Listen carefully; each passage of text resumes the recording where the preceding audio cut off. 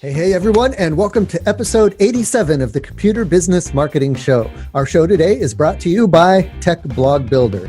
Tech Blog Builder is the blog writing service for IT businesses. We craft content that converts website visitors into customers with 100% unique, SEO-ready, professionally written blog posts delivered on a consistent schedule. We also help you get the word out via social media posts and high-quality branded videos, all customized for your business and content. Learn more at techblogbuilder.com. It's also brought to you by Tech Site Builder. Tech Site Builder is a hosted website builder that allows you to quickly and easily get a clean, professional, and effective website up and running for your IT business. Save time and frustration with Tech Site Builder. Learn more at techsitebuilder.com. All right, guys, today on the show, we're going to dig into the archives of the Computer Business Marketing Group on Facebook and talk about some of the things that you guys are talking about. So one of the topics we're going to cover is how to, some of the lessons that Paco learned about setting up a drop-off location if you work from home or if you're only working part-time. Something else we're going to talk about is how to pre-sell future services at an existing sale. So these are going to be some of the topics we talk about because honestly, the guests that we have scheduled for today ended up dropping out in the middle of the call. So this was a very interesting one, but we're super excited that we were able to still put some super valuable content in this episode. So stick around, all that and so much more coming up right now.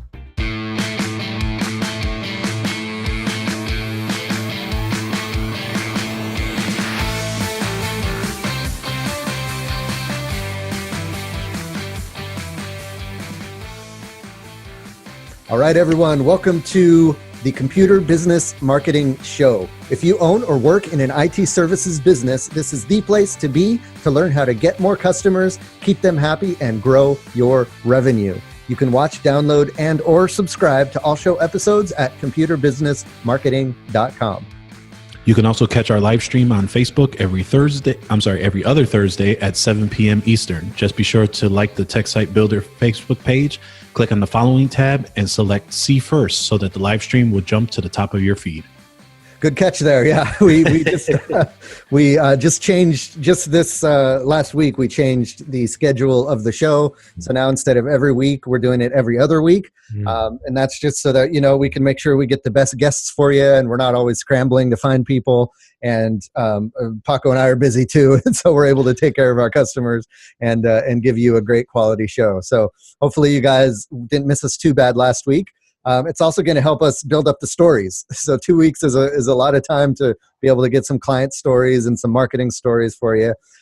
First, I just wanted to introduce myself. I'm Matthew Rodella. I own a web development business, and I come from an IT business background. So I build websites, I do SEO, and I have a little service called Tech Site Builder that a lot of you guys are part of, where we host and secure and maintain your computer business websites, and you just pay us a small monthly fee to do that, and then you can build it out however you want it.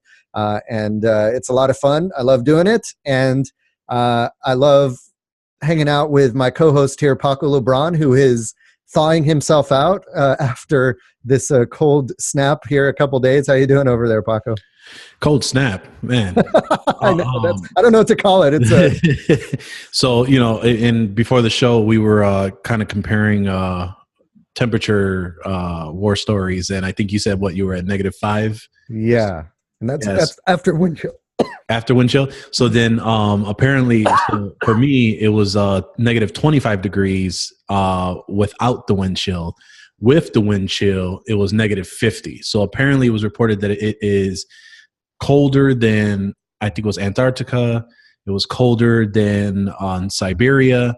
And it was one other place. I forgot exactly what it was. But essentially it was to the point where people were either losing power in certain areas of their homes, or they're going outside with boiling water in pans and just throwing them in the air to see it just vapor into mist. That's how cold it was yesterday. That is insane. So that's probably, is that the coldest you've experienced while living there? Yes, it's the cold. Yeah. I believe it's the coldest that it's been, I think, ever. I got to double check how many years. Yeah, it's broken records. It was really bad. Well, this is if only this were the meteorologists podcast, we could spend the whole episode talking about that. But we have an IT podcast. So what have you been up to these last couple of weeks in your business, Paco?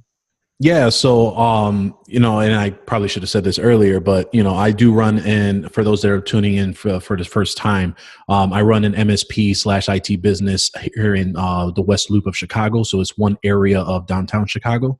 And essentially we do help all small businesses lower than 20 users in a particular business. So, our journey essentially is recorded on another podcast and on here just to kind of highlight our marketing efforts of what we're doing in a downtown area to attract business to us. But yeah, the last 2 weeks have been, business as usual, busy. A couple things to share, essentially, as we talked about in my previous couple episodes on this show, I finally put myself on payroll after doing this 2 years fully in full time on the business. So got my first paycheck on the 25th. So I actually have where my business now is paying myself. So it was a little bit of a gratifying feeling just to know that, not worrying about taxes, not worrying about all that. That's just being done directly there. So I have a QuickBooks payroll to thank for that. It also makes it really easy for me to pay all my contractors as well and keep track of all their information and paperwork and things like that. So, I think it was like an extra $4 or something like that. And now I basically direct deposit whatever they need. Once they do a payment for me and everything clears, I just do it that way. So no more trying to, write out a check or figure out if I'm going to do it through like a Zelle payment or QuickPay or, things like that. Now I got everything officiated, everything's good, everything's tracked, and, not having to worry about it so much. So we got that. So we got that going on. January has turned out to be not only our best month of 2019, but it's actually been our best month for the history of the business. So, wow. So I know I mentioned this a couple months ago where we had a month in October when I kind of updated some things and so forth. But yeah, this month actually surpassed that one. And, we're just continuing going through. Some of the updates were simply just, introducing new hardware sales, adjusting margins, making sure that, we're not paying for the percentages that we're paying for credit card processing into the hardware sales. So making sure that there's margin available for that, and just introducing a couple other services and just upselling and cross-selling on other products as well. So it's really worked out for us. And, with all of this kind of happening, I'm just so busy that I find myself that I'm doing more work now and I'm working in my business than I'm working on my business. Mm-hmm. So as I mentioned, I'm planning on hiring a full-time admin in March, April. But that's like 3 months from now and I need the help now. You might need to speed that up. Yeah. So I spoke with the person who I'm actually going to hire as my admin in March and April, and we're going to meet in the next week or two, and she'll probably actually work out to be my virtual admin for now. Probably 3 or 4 hours in the day, take care of a lot of the back office stuff. And it works out too, because then I can build out those processes. We can figure out what we need to do, and that'll at least give me at least 4 hours of time I don't have to mess with, bill, all that sort of deal. I'm hoping to transition all that so I can continue to find the time to work on the business to bring the funds in. Yeah, I mean, that made a huge difference in my business. Even just a couple hours a day, having someone take care of, just the admin tasks, client communication and billing and, just some of the tedious stuff that you got to do to run a business, just to get that off your plate is a huge help. And so, yeah, just even getting them there for a couple hours a day before you're able to bring them on full time should lift a huge burden off your shoulders. Yeah. And me and you've talked offline about this a couple of times, and just trying to understand, what's the best way to do it? How should we do it? And then just trying to just build that process, for each individual person moving forward. But as I mentioned before, with just all that kind of going, just busy, my marketing is falling behind too. So I haven't been able to put out my weekly articles that I put out on LinkedIn. As I mentioned, I'm trying to do more on LinkedIn and on Facebook and Instagram. Didn't get the chance. So now I'm scheduling my stuff during the golden hours. And I forgot what book it is, but essentially there's a book that I read a while ago, that there are essentially golden hours in a day where you can fully tune in and do the extracurricular activities you need to do that's outside of your business. So in this case, for me, it's usually around 6 in the morning till about 8:30 or so. And so I'm trying to get myself out of bed, get into the office around 6:30, 7 o'clock, have that 2 hours so I can just fully focus on that one day out of the week and really be able to just get that moving forward. So that's where I'm kind of figuring out for the marketing there, but that's where I'm at right now. And yeah, that's pretty much it for a lot of the stuff that we got going on with Prodigy Techs. And yeah, that's what we got. Cool. And then you're on top of all that, you guys are also, building up towards the TechCon coming up here in September, right? Yep. So any news on that front? Yep. So we because I love my CBMS audience. I'm going to give you the first hookup to of a sponsor we actually just closed today. So what we're doing at TechCon Unplugged, for those that don't know, it's September 20th to the 22nd in Grand Rapids, Michigan. It is a IT business owner conference / meetup where we're planning to have 100 business owners kind of get together, be like-minded, and really offer an all-inclusive experience. Similar to how a lot of us like to go on vacation and just have an all-inclusive experience there, pay one price, don't have to worry about anything else. That's what we're trying to do at the TechCon Unplugged. So for the ticket price of $199, we basically have an all-inclusive package. So essentially, once you buy your ticket, that pretty much covers not only the content and the entertainment that's going to happen for those 3 days, we're also going to include all the food and beverages that are there as well. So breakfast, lunch, and then we even were able to include the Saturday night social, which is going to be at Dave & Buster's, which is like 6 minutes across the street. It's going to be a great time, a lot of great content, and we're really getting a lot of community invested vendors. We want people that are going to be interested in IT business owners' growth, and also in return, IT business owners that are going to buy into these services and products that are going to assist their business. That's why we call them partners and not really sponsors. So as we've kind of talked about before, we've had TechSite Builder, we've had Magnus Box, and we had FreshBooks sponsor the convention. I'm here to say today that we actually got Freedom Voice, and we have the Compliancy Group to sponsor our partner with us at the TechCon Unplugged as well. So for those that know what Freedom Voice is, they're a VoIP provider, providing VoIP telephony opportunities for upsells for IT providers. And the Compliancy Group help with compliances such as HIPAA and so forth. So we got those two to come on board. And again, we do have quite a bit more that we are just working out the details. So expect a couple more updates as we kind of move forward to September 20th to the 22nd. Feel free to purchase your ticket at techconunplugged.com. Very cool. And a cool little vendor called TechSite Builder is helping to put together the website for this occasion. And yeah, looks like we've got some great sponsors lined up, and I can't wait to see what the topics are going to be.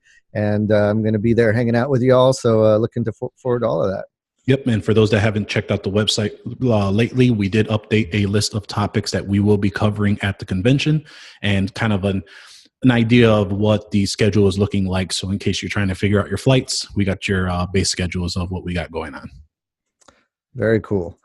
Cool. And I'll have the link to that in the show notes, and it's there on Facebook as well. So basically, what sounds like you've been busy as usual, and your business is moving in a great direction, and love to see the successes you're having. And you mentioned about, looking at your margins and increasing your margins and stuff like that. And that's a big part of marketing that we don't talk about is it's great to be marketing to bring in customers, but if those customers if your margins are so low, those customers aren't going to be adding to your profit, and you're not going to be able to grow your business. So you always got to still pay attention to the financial side and, the monetary side and the profit side of your business, just like you do to the marketing. And they go hand in hand. One can't work without the other. So like you said, you were focusing on the profit margin, but now you got to focus back on the marketing. Right. Back and forth, right? Yep. Cool. So just a quick story in my business. So part of the services that I do is I do a website care plans, which basically means if you have a WordPress website that is a revenue generator for your business, and it's either we built it out or someone else built it out for you. It's custom. It's hosted on your own hosting. You've got all these plugins and stuff that you got to worry about. We'll take it on, and we'll basically be your webmaster. We'll take care of all the updates for you. We'll keep it secure. We'll monitor it. We'll optimize it, and we'll continue to look for opportunities to make it better. So one of our care plan clients contacted me. She's been great to work with. Very easy to communicate with, and it always pays on time and stuff like that. She pinged me to let me know that she is quitting her job there, and she's actually going off on her own to do online marketing, because that's what her position was at this company. She was like the marketer for the company, and so she built out their website, and then she had me take care of it for them. So she's going off on her own to do her own thing. So she introduced me to someone else who's taken over for her position at her current company. And said, hey, here's the person taking over for me. I just want to let you know this is going to be your new point of contact, and I'm jumping ship. I'm heading out. She didn't use those words, but I'm heading out. And so the first thing I thought of in the back of my mind, because this has happened to me before, where someone who I had a great relationship with at a company left, and then they put me in touch with this new person that I have no relationship with. So they don't know me from the next guy, and a lot of times they're under a lot of pressure to impress the boss and say, okay, I'm new in this position. Let me shake things up and change things around and stuff. And so it's happened a couple times in the past where that's happened. And the new person who came up ended up, stopping the service that they had with me, because they just wanted to, try some new things and stuff. So that's always a risk when you have someone like a new point of contact come in to an established business relationship. And actually someone who's watching the live video now, Colleen, she's another fellow graphic and web designer. I was talking to some folks in our industry about that, and she chimed in that like, hey, well, instead of just trying to keep the same thing going on, why don't you reach out to this new person, get on the phone with them, talk to them about exactly what you're doing for the company, and talk about the benefits of what you're doing, and just kind of reestablish that relationship with the person and kind of put out that extra effort. That sounded like a good idea, because in the past I had just, kind of let things continue as they were, and someone new came on and I'm like, okay, great, I'll send the invoices to you instead of this other person, instead of kind of reselling yourself, getting back on the phone saying, hey, nice to meet you. This is what I do. This is the benefits of it. So I did that earlier this week, and it went really well. It seems like she's on board with it, and she's super excited to be working with us. It's so far so good. So I thought that was just a good reminder that sometimes these can happen where, your point of contact with a company that's been working out well ends up leaving, and then you've got to kind of almost re-establish that relationship with a new person. And if you could put in that extra effort with that new person, that can go a long way. Yeah, exactly like you said. It's so much harder when you have to kind of pull all that data and really try and, hey, look, this is what I've been doing for you guys. This is why we're awesome. This is why, etc. So that's why I always say try and notate what you can beforehand, and then just so you can have a case and scenario like, hey, look, this is what I did for you guys. But I'm open to whatever new services and etc.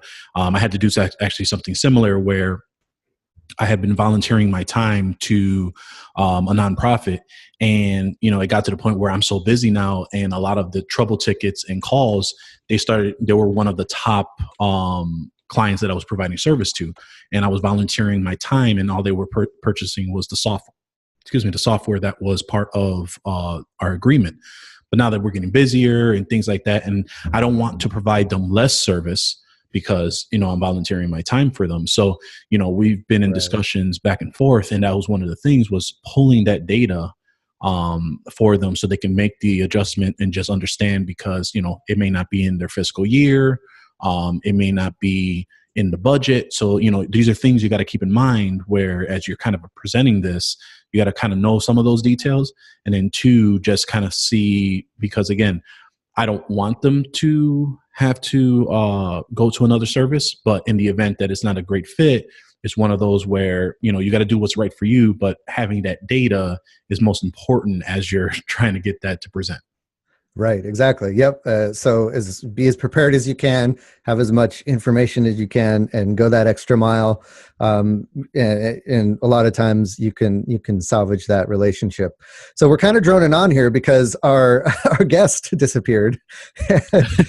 He fell off the Zoom call. So I'm hoping he'll be able to jump back in and join us, because I was really looking forward to talking about what we're going to talk about. So.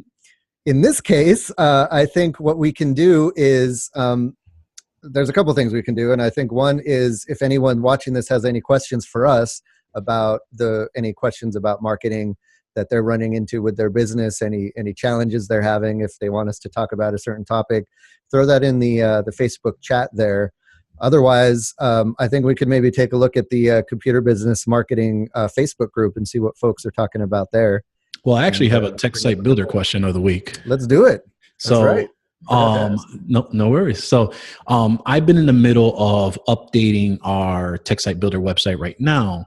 And one of the things that came up when redoing the slider, I know that this has been a contested question, but one, do you feel that the slider, a slider provides value to a visitor coming in if there's multiple images for a slider?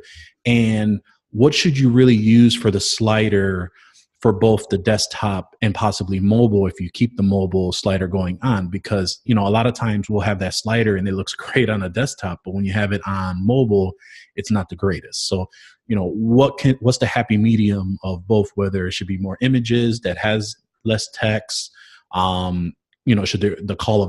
should we really demonstrate or really present the call to action for both? Because mobile is really where a lot of that organic growth is happening. Yeah, and you asked the question perfectly, because you always want to keep mobile in mind, and a lot of people don't. When they're thinking about the cool things they want to throw on their website, they're thinking about their website on a desktop computer, and they want to have animations or huge images and all this stuff going on, and they don't think about that. Oftentimes, maybe even a majority of their customers are going to be visiting the website on their mobile phone when they're on the go. They got something coming up and they just want to search really quick on their phone, and they're going to bring your website up on their mobile phone. So you want to kind of almost think mobile first when you're thinking about the design elements and the functionality that you want on your website. So make sure that anything that is it super important that you want to make sure that people see, that it's going to translate to a mobile screen. So a lot of times when you put like images that are banner images almost, that are very short but wide, mm-hmm. Those translate to, when they shrink down to being very narrow, the height and width goes super, super tiny, so you can't even see it anymore.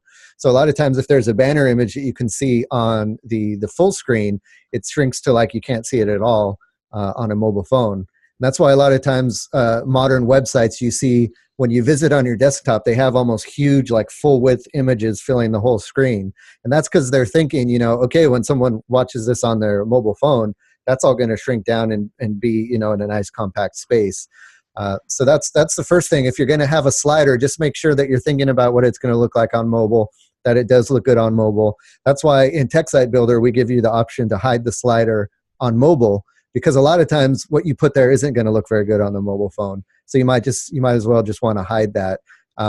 For us in Tech Site Builder, the reason we give you the slider to begin with is it's a kind of a good way to introduce your services to folks and give them something that can change depending on when they're viewing the site, or they can scroll through some of your services and stuff.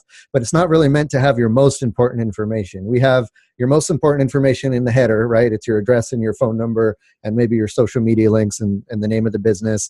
And then the contact form is a little bit further down. So all of those things are things that should definitely stay. But the slider, it's a judgment call for sure. But I personally would rather hide it on a mobile phone. And then as far as what to put in the slider, for me, I want to assume, this is just something you could assume with websites in general, is that anything that's not visible right away is not going to be seen. So if you have, slider 2, slider 3, slider 4, just assume that those are not going to be seen, and it's cool that they're there. And if someone sees them, great. But it's that first slider that's going to be the thing that people see. They're probably going to scroll past it really quick. So you want to make sure that your message is hitting home. And then some of those secondary or tertiary sliders can have, a lot of times I like them to have the same information, just presented in a different way. So for example, you have your unique value proposition in the first slider, whatever that happens to be. Let's say it's your friendly neighborhood computer guy for me. That's your slogan or your unique value proposition in your first slide. The slider scrolls to the second slide. It says the same thing, but maybe it's in the upper right with a different picture, and it kind of changes it up a little bit. That way, if someone was scrolling and they come back to the top, they're not seeing like your fourth slide, which has to do with like some service that you don't really care about. It's still the main point that you want to get across, just maybe in a different visual way to kind of change it up a little bit. So that's something you can do with the slides. Otherwise, just assume that someone isn't going to see the rest of the slides and focus on the first one. Also, anytime you do anything, like if you have drop downs, or if you have, if you click it and something slides out and slides in, assume someone's not going to do that. And so make sure your important information is visible and not hidden behind animations or anything like that. It's good to have those things because it helps encourage people to interact with your website, but you just want to make sure that your most important information isn't hidden, because, on mobile or on the desktop, if someone's busy or in a rush, they're going to skip by that stuff and not know to maybe reveal it if it's hidden, and they're going to miss that important information. Gotcha. So hopefully that helps you figure that out. Yep. No, yeah, it aligns exactly what I was thinking. So the first page was going to basically, the first image of the slider would lead to our landing page for managed services. And then the second one was actually going to go to our About Us, which is like the Prodigy Text Difference. And essentially it's both, but it will essentially lead on, hey, find out information about us or information about us, just in two different variations for that. So perfect. Yeah, that sounds good. Cool. So let's hop over into the Facebook group and pick a couple topics that are being talked about over there, and see what folks are saying in the community. So one person, was talking about, this is kind of interesting. So he struck up a deal with a cell phone repair shop to utilize them as a drop-off location. Nice. And so he's asking other people, for those of you who have used a drop-off location in the course of your business, can you share your experience and any helpful advice that might help me avoid any pitfalls? That would be greatly appreciated. So Paco, I know you played around with drop-off locations or different delivery methods. What did you find were some lessons learned through that process? Yep, I did this quite often for the first 3 to 4 years of our business, which I just now realized in 8 days we hit 6 years. Wow. So yeah, I did a drop-off location, but I didn't do it in the fashion I believe what he's referring to is partnering with another business to use your address for. What I did was I partnered with a co-working space, Regis, which now I'm in one of their sister locations. But what I ended up doing is they would come and drop off their equipment. The front desk would have the paperwork. They would have the user fill out the paperwork, and then they would hold the laptop for me. So a couple pitfalls you want to take a look at is one, if a rep so it depends on what you're paying, right? Or if the partnership is, hey, I'll refer you to, if there's cell phone repair jobs, I'll have them come and I'll refer them over to you. Right. If they're PC repair jobs, you bring them over to me. The one thing you want to make sure is you have that agreement in writing, because a handshake agreement may be nice and dandy, but all you need is that they're not getting enough jobs from you for cell phones, but then you're going gangbusters because they're giving you a bunch of PC jobs. They can take the jobs for themselves, and then you're kind of out of a problem because you don't know if computers are being dropped off for you, or B, they may want to redo their agreement with you, or you're going to have to find another location. So that's one. Right. Two is, are they giving the paperwork to the client to fill out, or is one of their staff filling it out? Because if they have customers coming in, are they going to treat your customers with the same type of priority? If it takes up too much of their employees' time, they may say, look, this is, we're going to have to charge you a little bit more because it's taking up our employees' time to fill out requests for your customers. So like for Regis, it was like $15 for every 12 minutes or something like that, or $12 for every 15 minutes that they did something, which is why I always had the customer fill it out, because it's not them doing any work. They literally are accepting it like as if it was a package being delivered and being held. So that's how I got that loophole around for that. Other thing to worry about, or just to think of, is make sure you're very transparent with your clients. Let them understand that, hey, this is the address, this is, X store, but we partner because we have an area in there, or whatever the case may be. Just make sure that, as you're advertising, things like that, you make sure to let them know that it is a drop-off location. If there is a client that calls in, inform them it's a drop-off location, because sometimes they're going to want to talk to someone when they get there. And then you're going to have the inevitable walk-ins as well, which it's up to the cell phone carrier to say, hey, have you spoke with, in this case, the guy who posted the post on the Computer Business Marketing group is, have you spoke with him? You want to build a procedure that says you're going to want to give him a call because it's appointment only, or, hey, this is kind of the process, and let them know what the process and like the diagnostics and the pricing and things like that. So it can be a more fluid conversation, and it builds trust with the customer because you're not physically there.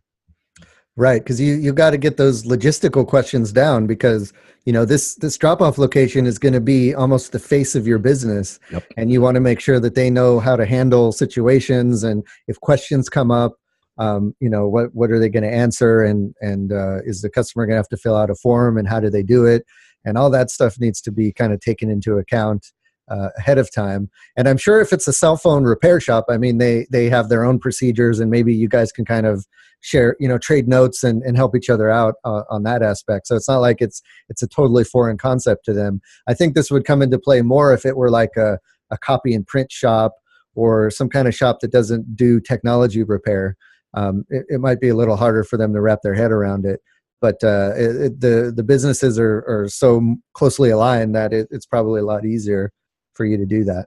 Yeah, I think, one thing that I didn't have the opportunity with, but since I'm here, I'm actually looking into, I use Syncro MSP for my stuff, but, it has the backbone of Repair Shopper, which is very computer repair and cell phone focused.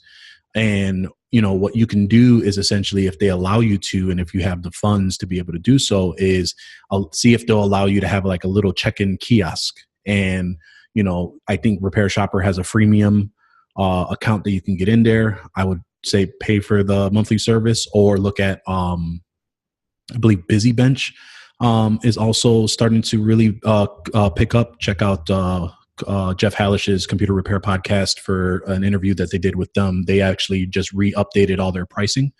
But, build a kiosk out of the tablet. They should have a kiosk mode, check in, fill out their information, and maybe have like a drop-off basket or something like that. Something you want to talk to them to see if you can get some real estate in their store that hopefully will deviate from having to rely on their staff, and it'll be fully updated with your stuff. So that way you can get notified electronically when someone does a drop-off.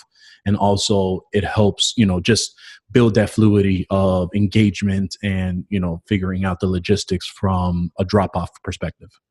Yeah, definitely. So that's something to definitely explore. And I think that's great, because Timothy in the chat who posted that is a one-man shop. He works out of his home. He actually has a full-time job, so he's doing this part-time. So it's great to try to partner with someone to have a drop-off location. So if someone needs to drop something off during the day, or when you're not available, they can do so, and then you can have a smooth transition. Yep. Cool. Another post I wanted to talk about, which I think is really interesting, is from our friend Dave Greenbaum, who said this is what he said. He said, "I'm starting to up my sales game and pre-sell the next service call at the time of the existing service. I've played with the workflow, and I'm going to say when collecting payments, something to the effect of, would you like to buy your next service call now and get a 20% discount? And then have them write the check for the amount of both calls. I think it will be a win, but I'm wondering if I should give them like a gift card for that service, or a certificate, or a postcard. I like the idea of leaving behind something so they know they bought something tangible and they remember who we are. It will be something of value they won't lose or forget about, and then asking us on what our thoughts about what he should leave behind. So first of all, that's an interesting idea just in general, is to try to pre-sell the next service call while you're there on the current service call.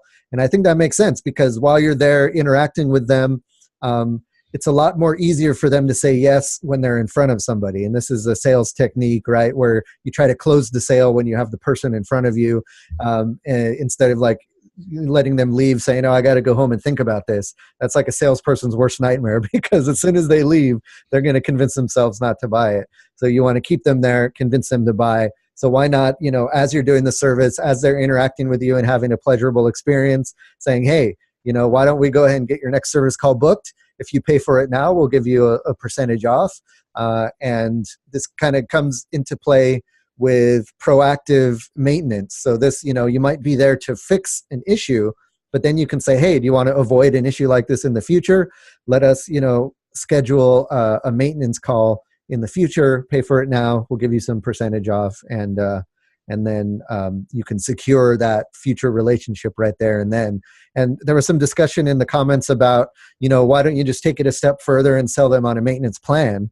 And then Dave was saying, well, this is for those times when the person has been resistant to the maintenance plan. This is a way to kind of get them to commit to that next service without needing to feel like they're, committing to a contract or something where they're going to have to keep paying month over month or year over year. It's just, oh, this is just the next call. We'll just come out for the next appointment, and it's a lot less pressure, I guess, on the customer, and but it's good for you because you're getting them to commit.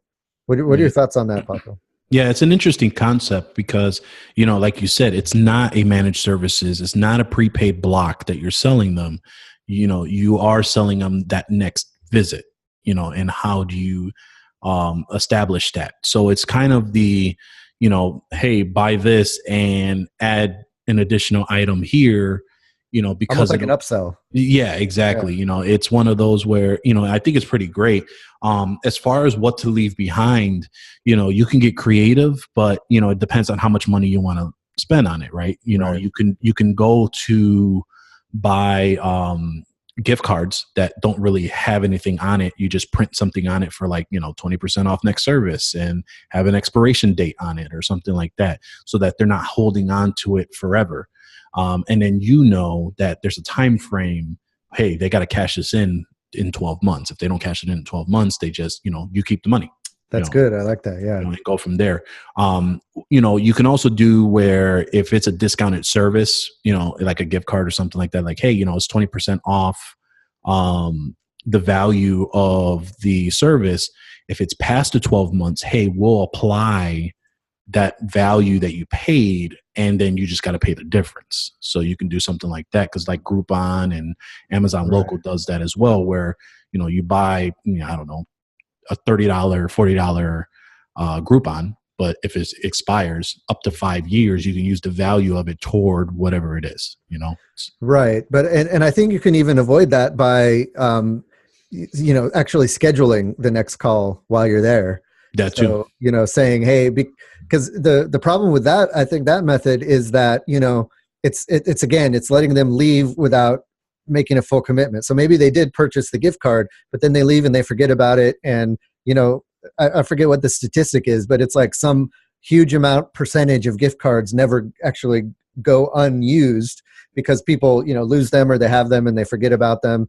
And so you don't necessarily want that to happen, because even though they did buy it, you want to continue that relationship and have them keep coming back for more. So to try to schedule, actually get them to commit to a time for you to come out 6 months down the road or whatever it is, can be a huge win.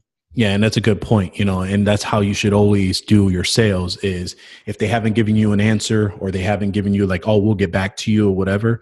Or if you do sell it, all right, let's schedule this right now so you can take time and out of your schedule for, 3 months from now, 4 months from now.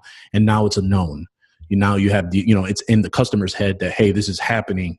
And it kind of helps makes things a little bit easier too for it. Yeah. And actually, Steve had a good comment. He said, I do my own version of this. It's one tune-up, an hour of prepaid time, and a year of AV, all for one price. And it's for residential. And the first year he started it, he got 8 people to sign up for it. The second year, all of those people renewed. So that's a good statistic.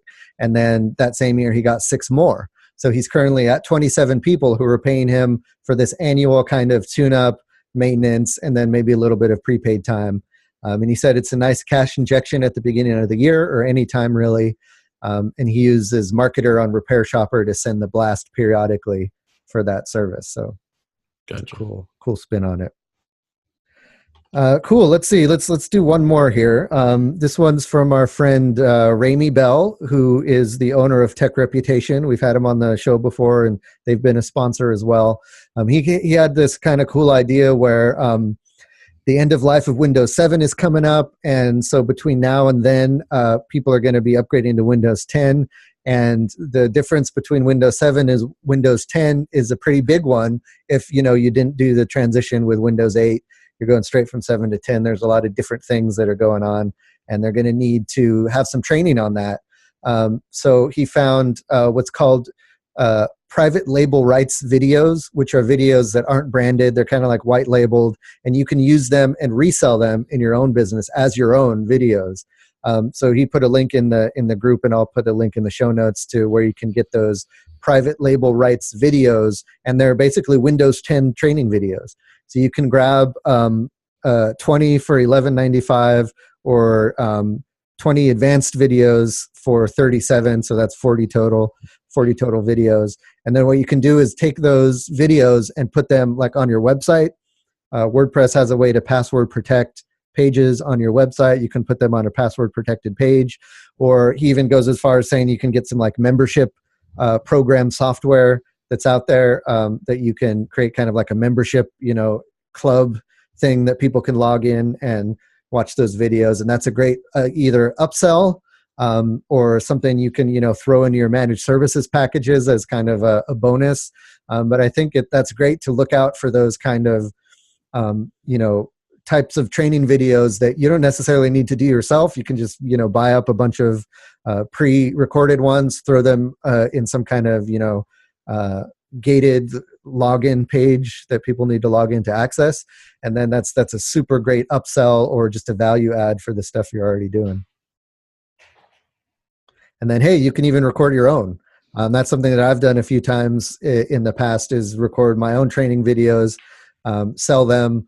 And the cool thing about selling training videos, unlike when you have to go out and do an in-person class, is, you don't have to, you can scale it to infinity, right? You can have unlimited people coming in watching your videos whenever they want, instead of, needing to schedule a time, needing to have people show up, and then you need to show up and all that stuff.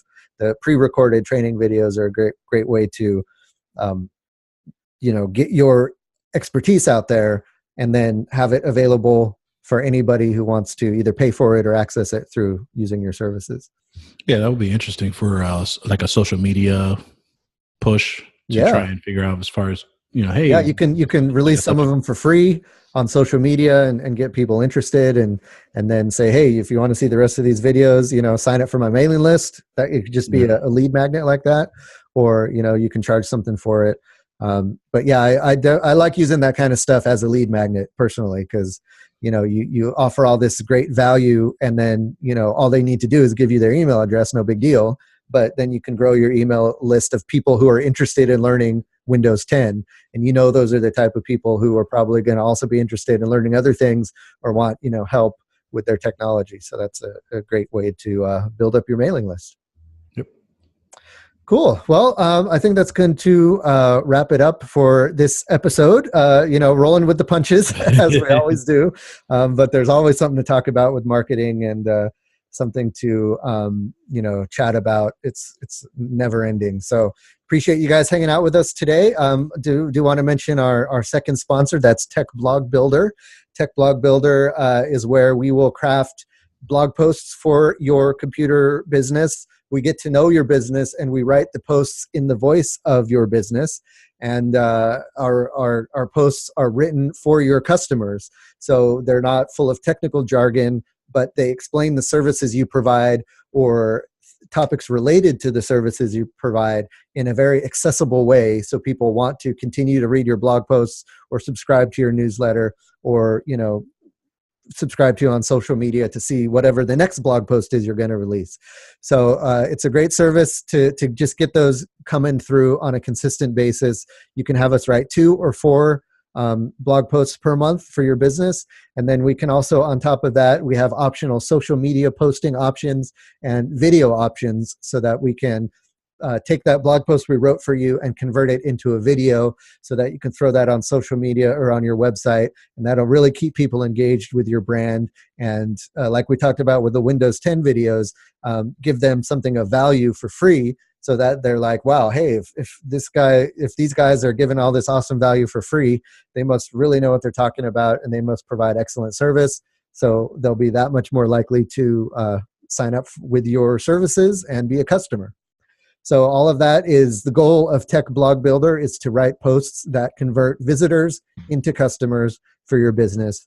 Check that out at techblogbuilder.com. All right, guys, that's going to do it for this episode. Don't forget to join us in the Facebook group. We talked about some posts that were in the Facebook group, a lot of cool discussions going on over there. Just search for Computer Business Marketing in Facebook or go to techsitebuilder.com/group. And that'll forward you straight to the group. And we can't wait to see you there. If you listen to the podcast on iTunes or Stitcher, be sure to give us a shout out and leave a review. We love to hear your feedback, and every comment helps so that the podcast can be found by others. And we'd love to get your review. We haven't had one since December. We did get a couple in December. So let us know, if you're listening to this in iTunes or Stitcher or anywhere, hop on there. Give us a review and let us know what you think. Just give us a shout out. Let us know if there's anything we talked about that helped you in your business. We love to hear your stories, and all of those reviews do help us get found in those platforms. Finally, don't forget to check out our sponsors, Tech Site Builder and Tech Blog Builder. Thanks for checking out this episode of the Computer Business Marketing Show. My name is Matthew Rodella. And this is Paco Lebron. Saying stay warm, and here's to your success. All right, we're still live on Facebook. Thanks, guys, for hanging out with us. Hey, this happens with live shows. Sometimes the guests just disappear. So it just dropped off? He just dropped off. Weird. No warning or anything. So I'm not sure what happened. Gotcha. But hopefully everything's okay over there, and I'll follow up with him to see if he wants to come back. But Cool. Thanks, guys, for hanging out with us in the live stream here. We do this every other week, so not next week, but the following week, we'll have another live episode of the Computer Business Marketing Show. Let us know what kind of topics you want to hear about. If you have any suggestions for guests, or if you want to be a guest on the show, we love to have real computer business owners talking about what's working, what's not working. You can come on and just bitch about what's not working about marketing, saying, oh, I've tried this, I've tried that, and I'm just not getting any customers. And we'll try to, be your therapists and and help you through whatever problems you're having. That's another great episodes we've had in the past where we've had real business owners who have been having issues, and we've tried to help them out. So we love to hear your feedback. Just let us know what types of topics you want, what types of guests you want, and we are here to serve you. So we'll see you back here for another live stream of the Computer Business Marketing Show. See you then.